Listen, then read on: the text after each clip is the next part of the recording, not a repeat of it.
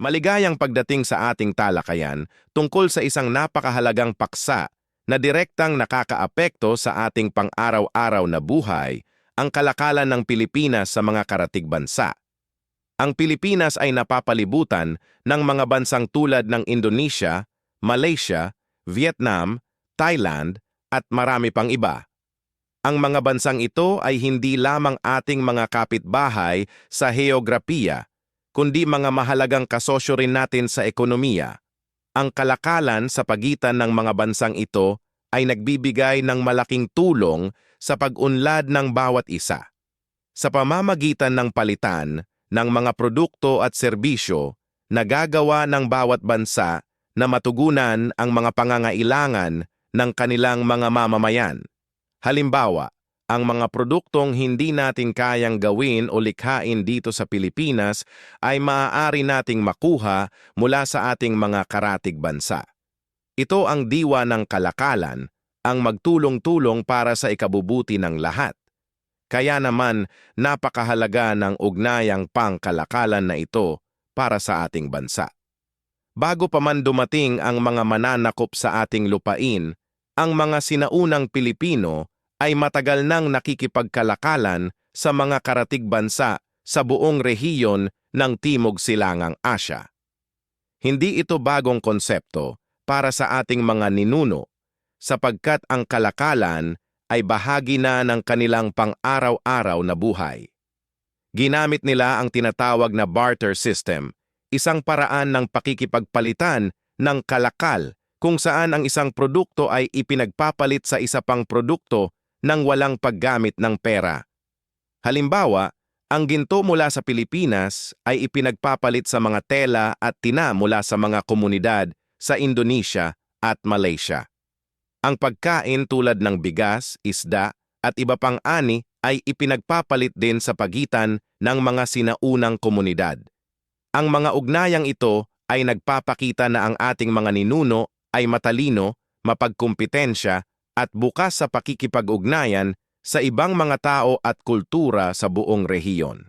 Mula sa sinaunang pakikipagpalitan ng kalakal, lumago ang ugnayan ng Pilipinas sa mga karatig bansa hanggang sa pagkakatatag ng Association of Southeast Asian Nations noong taong 1996. Ang Association of Southeast Asian Nations ay isang organisasyong binubuo ng 10 bansa sa Timog Silangang Asya, kabilang ang Pilipinas, Indonesia, Malaysia, Vietnam at Thailand. Ang pangunahing layunin ng Association of Southeast Asian Nations ay palakasin ang kooperasyon sa ekonomiya, politika at kultura sa pagitan ng mga miyembrong bansa.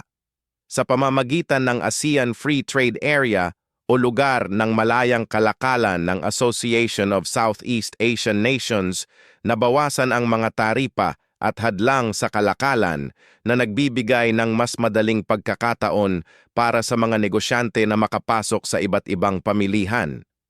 Dahil dito, mas maraming produktong Pilipino ang nakakarating sa mga karatig bansa at mas maraming oportunidad ang nalilikha para sa mga mamamayan at maliliit na negosyante sa buong rehiyon. Ngayon naman, pag-usapan natin ang mga produktong ipinapadala ng Pilipinas sa ating mga karatig bansa. Isa sa pinakamahalagang export ng ating bansa ay ang mga elektronikong produkto tulad ng semiconductors at circuit boards na nagbibigay ng malaking kita sa ating ekonomiya. Bukod dito, kilala rin ang Pilipinas sa buong mundo dahil sa niyog at mga produktong gawa rito tulad ng coconut oil, desiccated coconut at coconut milk. Ang mga produktong ito ay lubos na tinatanggap ng ating mga kapitbahay na bansa sa Timog Silangang Asya. Hindi rin natin malilimutan ang ating mga prutas tulad ng saging at pinya na regular na nini-export sa Indonesia, Malaysia at Vietnam. Ang mga likas na yaman tulad ng mineral at iba pang produktong pang-agrikultura ay nagdadagdag din sa ating kita mula sa kalakalan. Sa pamamagitan ng mga export na ito, lumalago ang ating ekonomiya at lumilikha ng trabaho para sa mga Pilipino. Ngayon naman, pag-usapan natin ang mga produktong ini-import ng Pilipinas mula sa mga karatig bansa.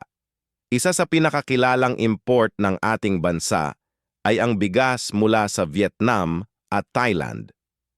Bagamat ang Pilipinas ay isang bansang agrikultural, hindi pa rin sapat ang ating produksyon ng bigas para sa buong populasyon, kaya naman kailangan nating umangkat mula sa ibang bansa upang masiguro ang sapat na supply ng pagkain para sa lahat. Bukod sa bigas, nag-i-import din ang Pilipinas ng mga makinarya at kagamitang pang-industriya mula sa Malaysia at Indonesia. Ginagamit ang mga makinaryang ito sa ating mga pabrika at industriya upang mapabilis ang produksyon at mapabuti ang kalidad ng ating mga produkto. Mayroon ding mga kemikal, langis, at iba pang pangunahing pangangailangan na inaangkat natin mula sa ating mga karatig bansa. Ang mga import na ito ay napakahalaga dahil tinutulungan nito ang Pilipinas na matugunan ang mga pangangailangan ng ating lumalaking populasyon at industriya. Ang Pilipinas at Indonesia ay dalawa sa mga pinakamalapit na bansa sa Timog Silangang Asya at ang kanilang ugnayang pangkalakalan ay napakahalaga para sa parehong ekonomiya. Ang Indonesia ay isa sa mga pangunahing kasosyo ng Pilipinas sa kalakalan at patuloy na lumalaki ang kanilang bilateral na pakikipagpalitan ng mga kalakal. Ang Pilipinas ay nag-i-export ng mga elektronikong produkto, niyog, at iba pang likas na yaman patungong Indonesia. Samantala, ang Indonesia ay nagbibigay sa Pilipinas ng mga produktong tulad ng palm oil o langis ng palma, karbon, at mga makinarya. Gayunpaman, may mga hamon din sa kanilang relasyong pangkalakalan tulad ng mga isyu sa taripa at kompetisyon sa ilang sektor ng agrikultura. Ngunit sa kabila ng mga hamong ito, maraming pagkakataon para palakasin ang kanilang ugnayan, lalo na sa pamamagitan ng Association of Southeast Asian Nations na nagsisilbing tulay para sa mas malakas na kooperasyon at kalakalan sa pagitan ng dalawang bansa. Mula sa ating talakayan tungkol sa Indonesia, lumipat naman tayo sa isa pang mahalagang karatig bansa ng Pilipinas, ang Malaysia. Ang dalawang bansang ito ay may malapit na ugnayan hindi lamang sa heograpiya, kundi pati na rin sa kalakalan at ekonomiya.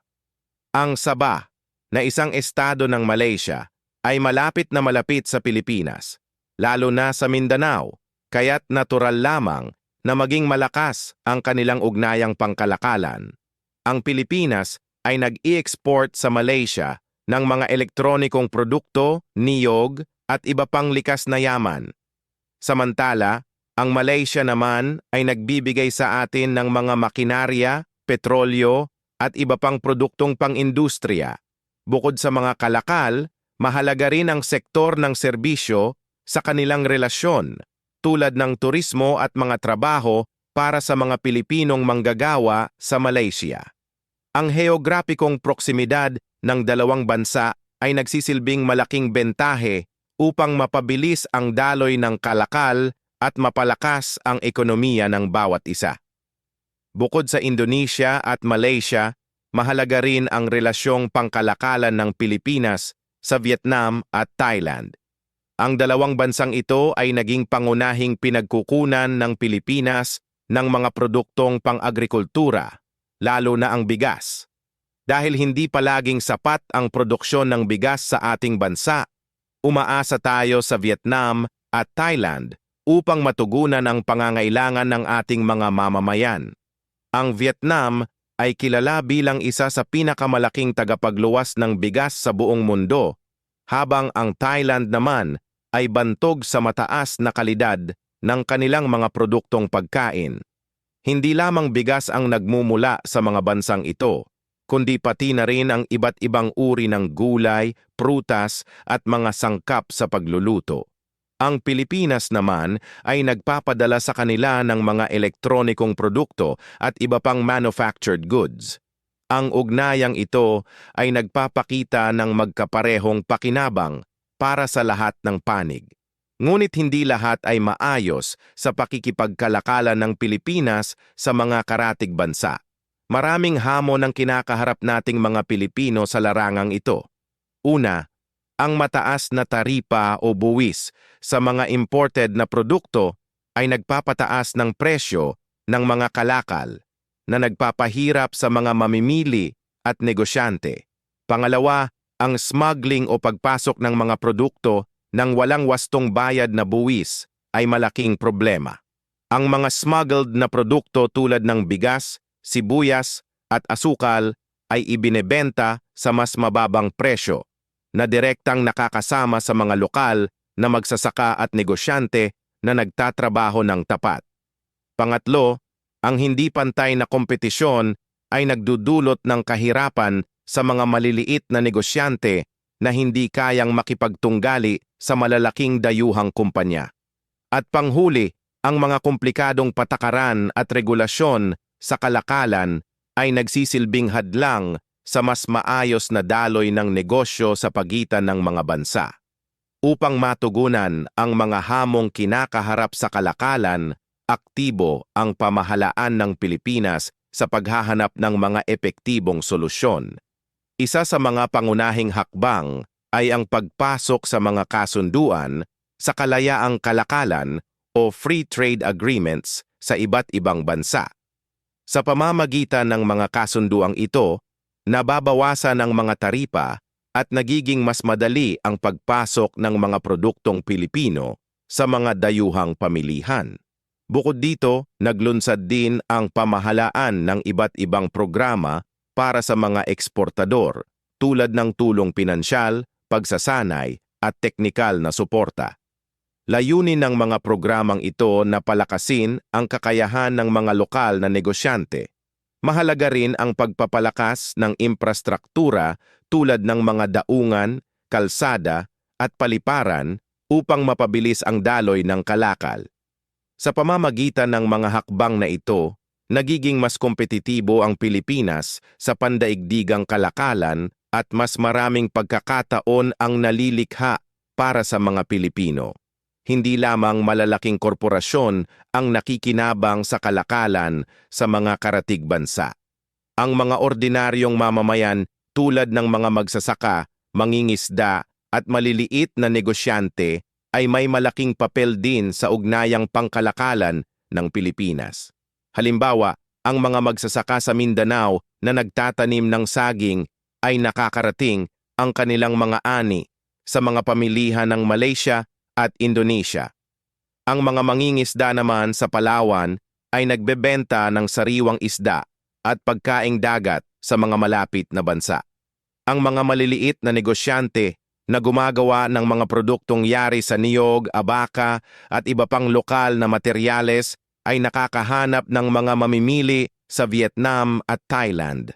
Sa pamamagitan ng mga kooperatiba at suporta ng pamahalaan, mas maraming oportunidad ang nabubuksan para sa kanila. Ang bawat produktong lokal na nakakarating sa ibang bansa ay kumakatawan sa pagsisikap ng bawat Pilipinong manggagawa at negosyante.